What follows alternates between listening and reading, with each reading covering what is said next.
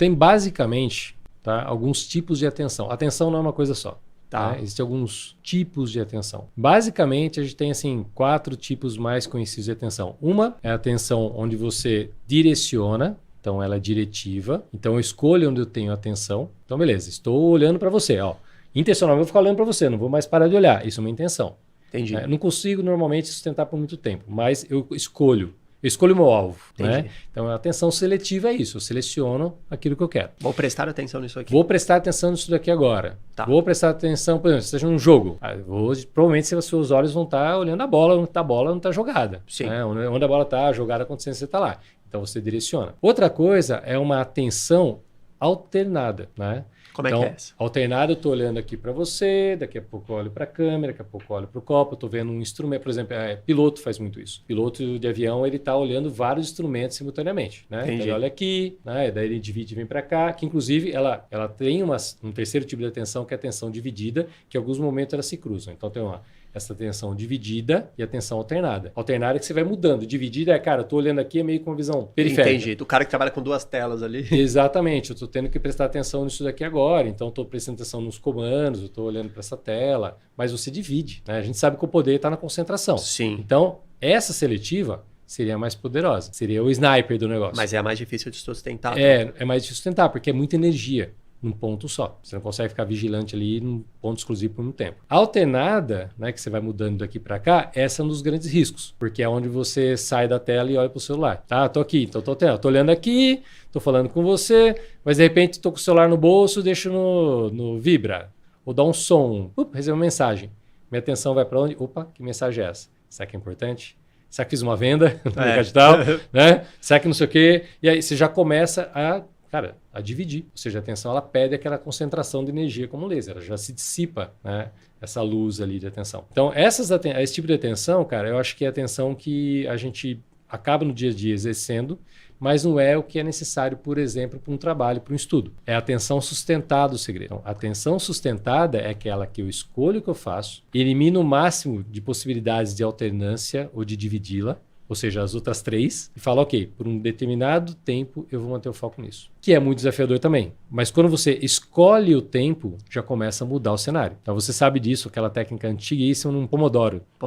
Para quem não sabe, né? A técnica Pomodoro é uma técnica padrão, onde você estabelece uma janela de tempo, de atenção, que por padrão é 25 minutos, 25, né, de atenção, e 5 de descanso. Porque você faz uma quebra, assim, seu cérebro somente precisa de uma distração, precisa quebrar aquele padrão. Se permite, tá bom. Ó, eu já programei, você tem 5 minutos, você fazer o que você quer. Vai no banheiro, toma um café, né? Olha o celular, que aí está ferrado, aí você vai embora para outro mundo, mas você faz alguma coisa e volta para a atividade. Isso costuma funcionar bem. Por quê? A atenção sustentada é uma escolha. Tanto da prioridade, dor e prazer que nós falamos, mas do tempo. Agora, uma pergunta talvez dividida em 2. Tá. Quanto você acredita, ou se tem estudos, que a gente consegue manter uma atenção sustentada? Essa é a primeira. E o Pomodoro talvez não quebraria uma atenção sustentada de flow, onde eu preciso, por exemplo, eu estou escrevendo uma copy e estou no flow.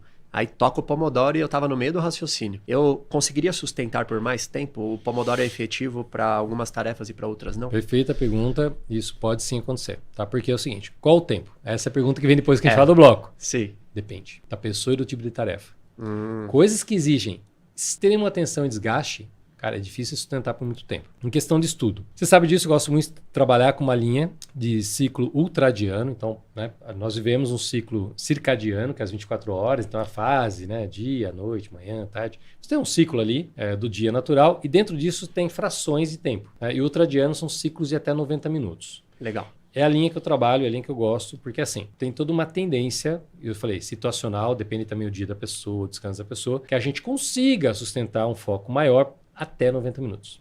Eu gosto dessa linha, para mim funciona muito bem, para quem eu ensino, meus clientes também funciona muito bem. E se você parar e prestar atenção, se você estiver fazendo um podcast, eu sei que seu podcast é outra proposta, justamente para manter a atenção, sim, não é isso? Sim. Para quem não sabe, aqui nesse episódio... mais curtos. A ideia do VerdadeCast não era ter episódios de 3 horas, por alguns motivos. Primeiro porque eu não conseguiria manter uma frequência, mas principalmente para criar o hábito das pessoas acompanharem no horário do almoço e sustentar a atenção, ou num treino, alguma coisa que as pessoas realmente conseguissem colocar no hábito diário.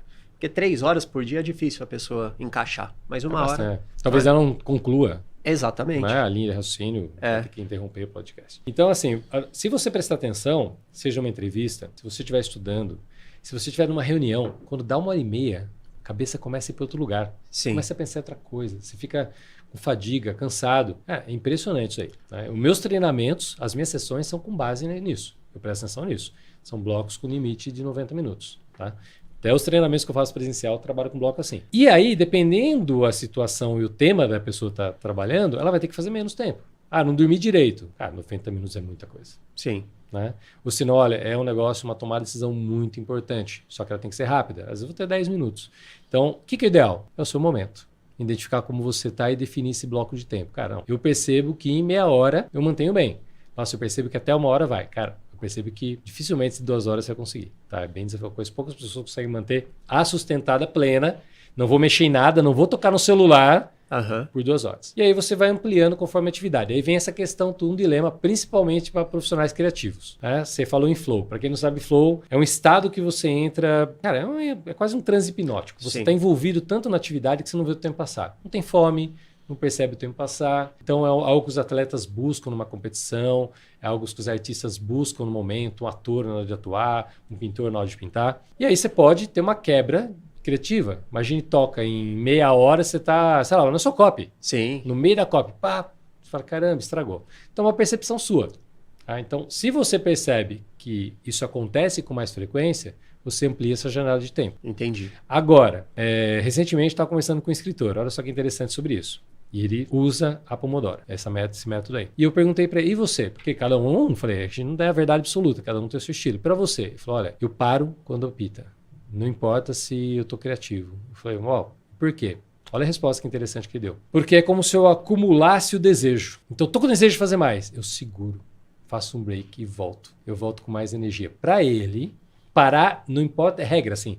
Tocou, parou. Entendi. Parou de escrever. Ele vai. E quando, aliás, ele colocou um tempo máximo por dia de ciclo de Pomodoro. E quando bate esse ciclo, e às vezes ele está no flow que ele poderia passar a noite inteira, o dia inteiro escrevendo. Ele anota os insights para o dia seguinte. Ele fala, no dia seguinte eu preciso partir do ponto tal, tal, tal. Ele fala que ele deixa um presente para o futuro. Para quando ele olhar amanhã e falar, peraí, já sei o ponto. Funciona para ele. Interessante, diferente. Funciona para ele. Eu conheço gente que fala, pelo amor de Deus, se você me interromper, ferrou, trava tudo. Tem gente que fala assim, nossa, por exemplo, eu, André, naturalmente, eu sou mais criativo à noite. Meus maiores projetos, cara, à noite, acho que dá o silêncio da noite, a cabeça começa a trabalhar. Já passei madrugadas fechando projetos. Você sabe o quanto eu valorizo o sono. Sim. Só que hoje eu me permito esses momentos específicos de ir, porque eu prefiro mandar ver, sabe? Ir até o fim. Então, vai do estilo da pessoa. Então, você tem que se respeitar e conhecer. Lembrando que a atenção sustentada, até uns 90 minutos eu vejo que rola, mas é daqui para menos. Talvez se você conseguir mais, escreva pra gente aqui, né? No comentário, você consegue mais tempo? Ou você consegue menos? Tem até uma linha de foco em atividades de trabalho, ou seja, laboral, a pessoa está trabalhando com coisa de risco, que a atenção dela é menos tempo ainda. Eles falam até em 10 minutos e ela precisa fazer uma pequena pausa. Depende do risco que ela está correndo. Né? Eu não sei, até se você parar e pensar, cara, um piloto de avião, um controlador de voo, né? Eles usam, por exemplo, controladores de voo ali, é mais ou menos que nem radar militar. Né? Tem um outro tipo de atenção que não é uma atenção oficial, mas fala atenção vigilante. Seria um quinto tipo de atenção. É quando você sabe, por exemplo, que naquele espaço não pode ter nada diferente. Então você sabe o que é o correto no espaço do radar, aí você vê um pontinho piscando diferente, opa, é um alerta. Então você só presta atenção naquilo que não compõe no espaço. Então você é treinado, é tipo um vigilante mesmo. Puta, passou alguém ali, opa. Não era para passar ninguém ali. Entendi. Pode ser um bandido que está passando ali. Então a atenção dele é programada para prestar justamente um direcionamento àquilo que é diferente no contexto. Meu nome é Elias Mamã e esse é um corte do Verdade Cast, o podcast que tem a missão de descobrir novas verdades sobre todas as áreas que vão te ajudar a crescer na vida. Para assistir o episódio completo, clica aqui e não se esqueça de se inscrever no nosso canal.